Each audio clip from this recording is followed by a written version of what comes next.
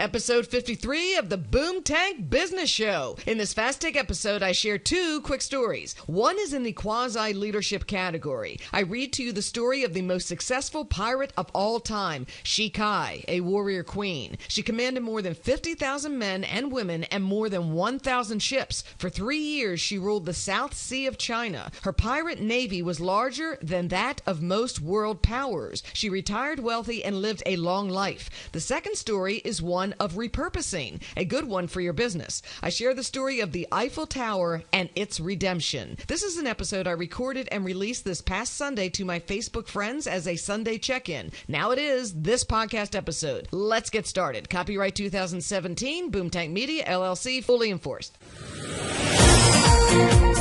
Welcome to the Boomtank Business Show for sharp female entrepreneurs and businesswomen who are ready to shine.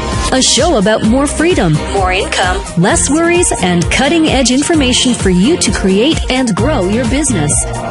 From branding to social media, marketing to the latest technologies, we've got you covered. Now, here's your host, Carolyn Cole.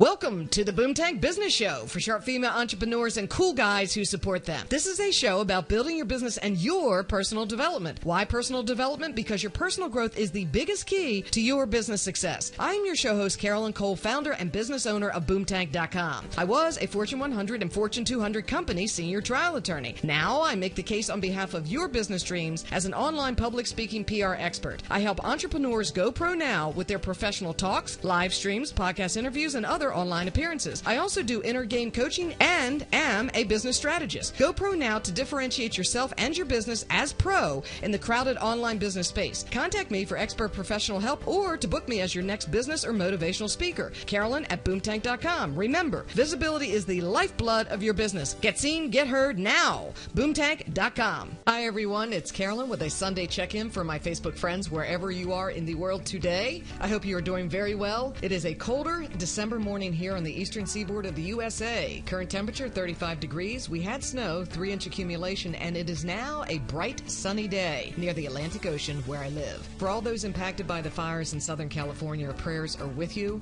I've placed 2 links in the comments of how to donate money and supplies. According to lacurb.com, many of the evacuation centers and animal shelters housing people and pets displaced by the fires are accepting donations of food, water, and other supplies. I'm thinking about you and teeing up your week to come. We are in the holiday season. Today is a nice and easy story check-in day. I'm going to read you 2 stories from history taken from the book The Greatest Stories Never Told, written by Rick Beyer in conjunction with the History Channel and Reader's Digest. The first story is about a warrior queen. I put this story in the quasi-leadership category. She was a Chinese lady pirate with her own navy. She came from a tough world, especially for women, and created something legendary. The second story is about the Eiffel Tower. I'm reading this one because when seeming failures are thought of differently and repurposed, they can become successful in ways no one sees when staring directly at the problem. Story 1, Warrior Queen.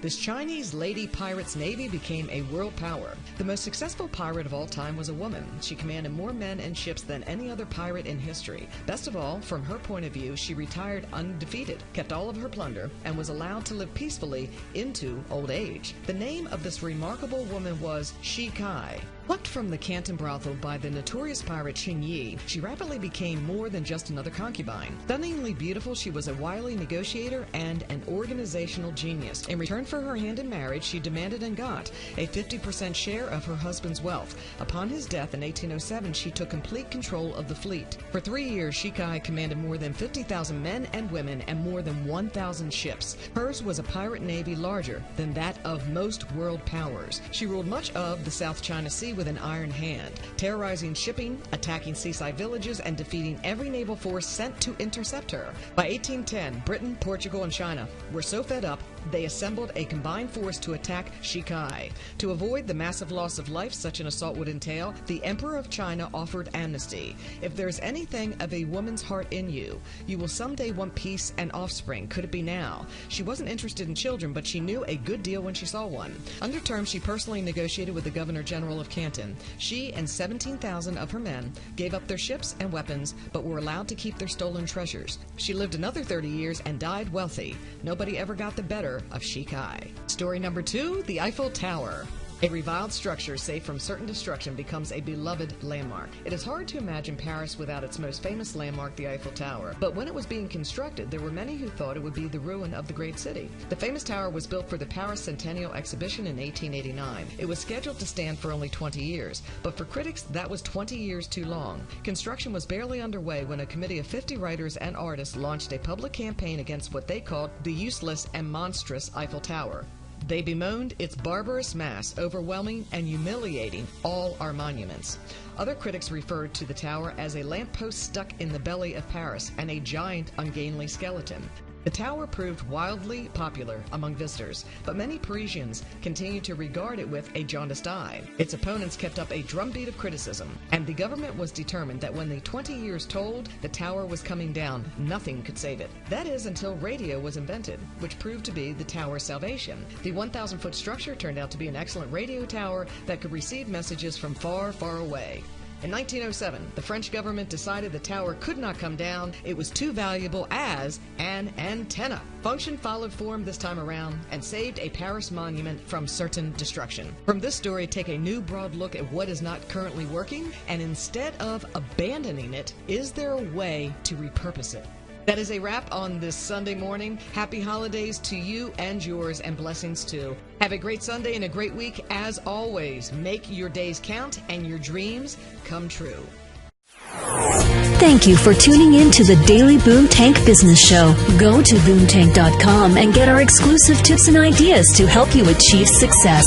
It is time for you to launch your dream business and life now.